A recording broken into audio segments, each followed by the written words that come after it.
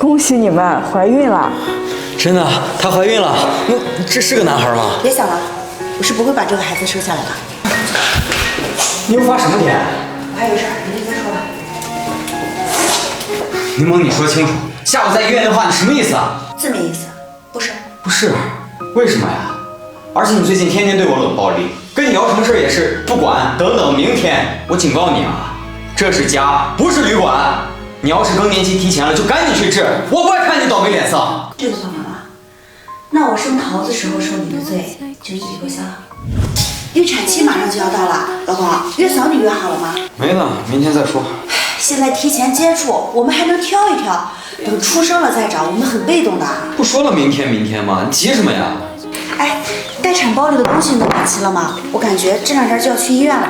没呢，明天再说吧。你还是抓紧一点吧，要不到时候要手忙脚乱的。不用你教育我，这不还没生呢吗？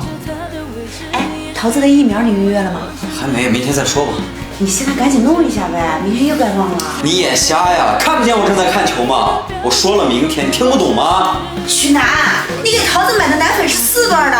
你吆喝什么？我刚睡着。你女儿才1岁，你给她买4段的怎么喝呀？都长一个样，我怎么分得清啊？来，你看清楚了，她一直喝的是这个 A2 智初奶粉，是3段的，营养成分根本不一样。行了，我知道了，别烦我睡觉了。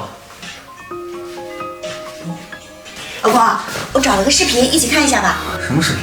就是奶粉选择啊、辅食，还有一些别的，都是育儿方面的。就像桃子现在喝的 A2 智初奶粉，也是我从视频里了解到的。我身边很多妈妈都选这个牌子。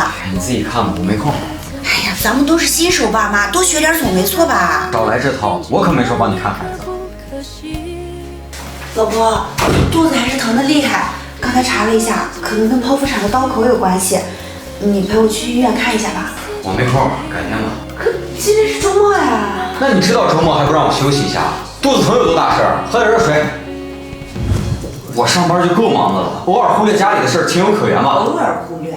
我孕吐最严重的时候你嫌烦，我躺在剖腹产台子上的时候你嫌贵，我坐月子不能自理你嫌脏，我熬大夜照顾孩子你嫌吵，你还有点良心吗？个人有个人的事儿，好不好？对，所以后来我对你不抱任何期待了。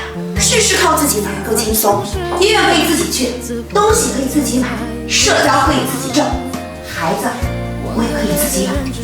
什么意思啊？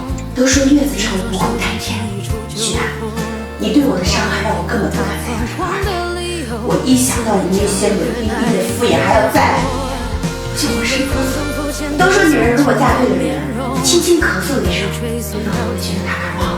可如果嫁错了，就算上吊，还会以为她在荡秋千。